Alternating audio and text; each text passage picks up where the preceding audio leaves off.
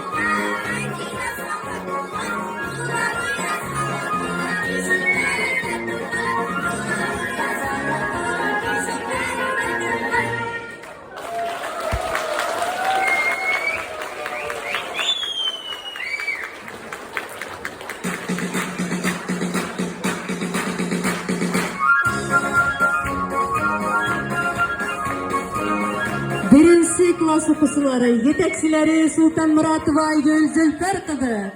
Aferin der.